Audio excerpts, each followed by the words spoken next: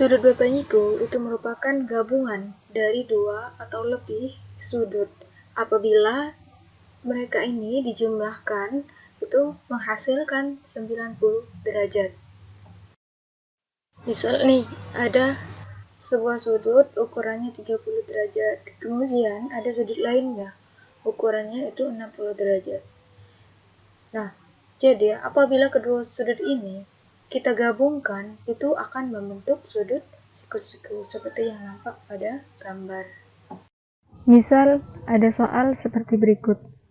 Diketahui dua buah sudut seperti pada gambar itu salah satunya diketahui besarnya 75 derajat, sedangkan yang satunya tidak diketahui. Bagaimana cara mencari nilai X? Untuk mencari nilai X, kita bisa menggunakan persamaan linier satu variabel sebagai berikut. Dari gambar, kita tahu kalau kedua sudut tersebut membentuk sudut siku-siku. Jadi, mestilah kalau kedua sudut itu kita jumlahkan itu hasilnya 90. Jadi, X ditambah 75 itu harus 90 derajat. Nah, untuk mencari nilai X, seperti persamaan aljabar yang kita lakukan pada bab sebelumnya, itu 90 dan 75 kita letakkan pada ruas yang sama. Jadi, X sama dengan 90 dikurang 75. Nah, selanjutnya tinggal operasikan seperti biasa.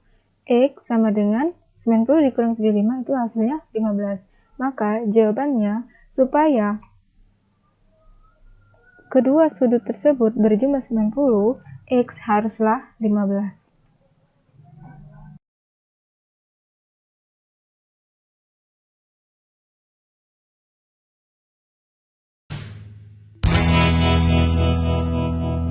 Selanjutnya kita akan membahas sudut berpelurus.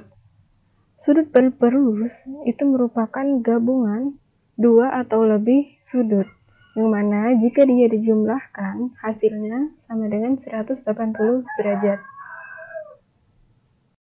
Misalkan ada suatu sudut, ini merupakan 75 derajat. Kemudian ada sudut lainnya, misalnya ini 105 derajat. Kemudian kita jumlahkan kedua sudut ini. Jika hasilnya itu saat dijumlahkan sama dengan 180, maka kedua sudut ini merupakan sudut berpelurus.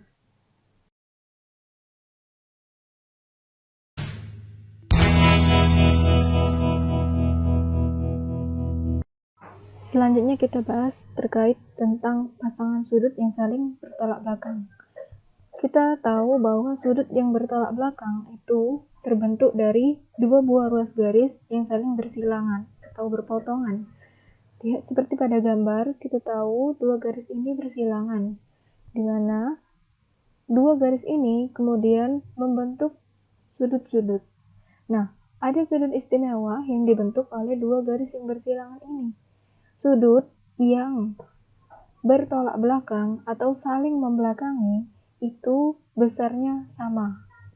Jadi, kalau di gambar ini kita lihat ada angka 1, sudut 1 dan sudut 3 itu saling bertolak belakang.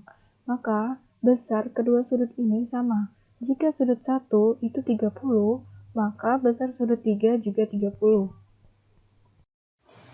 Sama halnya dengan sudut 1 dan sudut 3, sudut 4 dan sudut 2 itu juga sama besar. Kedua sudut ini berukuran sama karena dia saling bertolak belakang. Lantas, bagaimana cara untuk mengetahui berapa besar sudut 4 ataupun mengetahui besar dari sudut 2? Nah, perhatikan pada gambar. Pada sudut 1 dan sudut 4, itu jika kita amati, kedua sudut tersebut membentuk sudut berpelurus.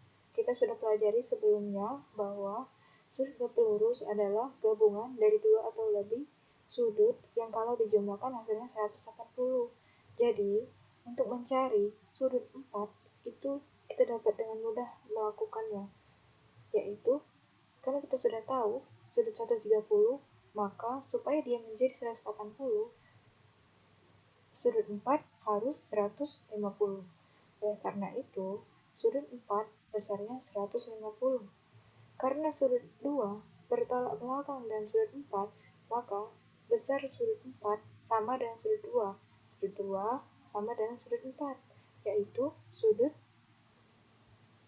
150 derajat.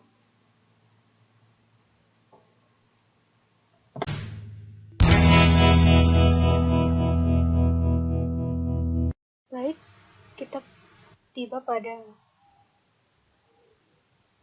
materi terakhir, yaitu hubungan sudut-sudut pada dua garis sejajar. Nah, seperti yang nampak pada gambar, kita lihat bahwa ada dua buah garis yang sejajar, kemudian dipotong oleh sebuah garis. Ternyata perpotongan garis tadi membentuk suatu sudut. Nah, setidaknya dalam hubungan dua sudut pada dua garis sejajar ini terdapat beberapa istilah yang harus kalian pahami. Yang pertama, nanti kita akan munculkan itu istilah sudut sehadap. Yang kedua, sudut dalam berseberangan. Ketiga, sudut luar berseberangan. Yang keempat, sudut dalam sepihak. Dan 5, sudut luar sepihak. Nah, jadi kita akan bahas satu persatu setiap bagian dari sudut pada garis sejajar ini. Sudut sehadap.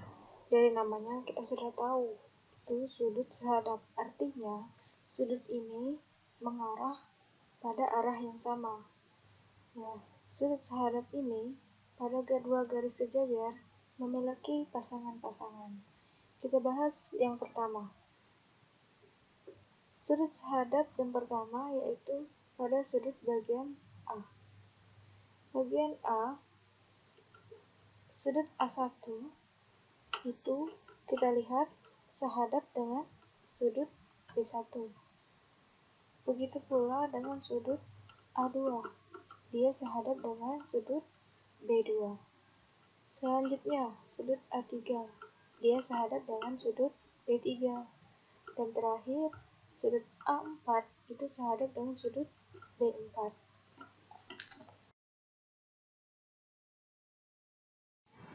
Bagian selanjutnya yaitu sudut dalam berseberangan. Namun, sebelum kita masuk ke bagian ini, ada beberapa hal yang harus kalian pahami dulu. Pertama, pada dua garis sejajar ini terdapat dua daerah. Yang pertama daerah luar dan yang kedua daerah dalam. Jadi, pada bagian yang kedua ini, karena dilukisnya sudut dalam berseberangan, maka fokus kita hanya pada bagian dalam saja. Sudut dalam berseberangan merupakan dua buah sudut yang letaknya berbeda atau berseberangan. Dia letaknya berbeda di wilayah yang lainnya, tidak pada satu daerah, tapi di daerah lainnya, masing-masing daerah.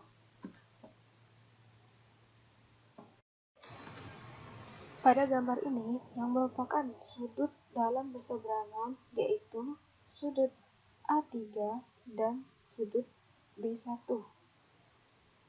Sedangkan pasangan yang lain yaitu sudut A4 dengan sudut B2. Selanjutnya sudut luar berseberangan. Jadi, setelah kita tadi fokus pada bagian dalam, sekarang kita fokus pada bagian luar.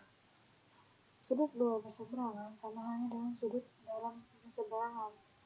Yang membedakan hanya wilayah saja. Pada sudut luar berseberangan, yang sudutnya besarnya sama, namun terletak pada daerah yang berbeda atau berseberangan. Pada gambar ini kita tahu bahwa yang merupakan sudut luar berseberangan yaitu sudut A1 dengan sudut B3, dan pasangan selanjutnya yaitu sudut A2 dengan sudut B4. Untuk pasangan sudut sehadap, pasangan sudut dalam berseberangan, pasangan sudut luar berseberangan, ketiganya memiliki ukuran yang sama besar pada setiap pasangan. Jadi, misal pada sudut sehadap ukuran A1 30 derajat, maka ukuran sudut B1 juga 30 derajat. Artinya, setiap pasangan pada masing-masing bagian sudut yang telah kita bahas tadi itu mempunyai besar sudut yang sama. Selanjutnya kita akan bahas mengenai sudut dalam sepihak. Nah, sudut dalam sepihak ini kita ingat kata kuncinya dalam, berarti fokus kita pada bagian dalam. Pada gambar ini, pada bagian kali ini, bagian dalam tidak saya tandai, biar kalian mengingat materi yang sebelumnya tadi mengenai bagian dalam dan luar. Jadi pada kali ini kita tidak lagi menggunakan tanda-tanda seperti itu. Nah, sudut dalam sepihak ini yaitu sudut yang dia ini merupakan sudut dua buah sudut yang apabila dijumlahkan itu hasilnya 180 derajat. Nah, biasanya letaknya ini berdekatan atau saling berhadapan dan pada satu wilayah.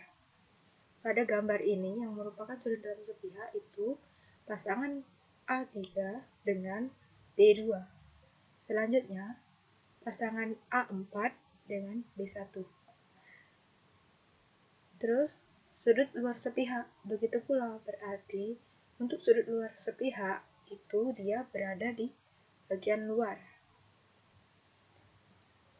Pasangannya yaitu A2 dengan B3 dan pasangan lainnya yaitu A1 dengan B4. Nah, pasangan sudut luar sepihak ini berbeda dengan sudut dalam sepihak. Kalau sudut dalam sepihak tadi, dia berdekatan posisinya, kalau ini berjauhan karena letaknya di luar. Namun, di samping itu, jumlah pasangan sudut tadi itu sama seperti sudut dalam sepihak, yaitu 180 derajat.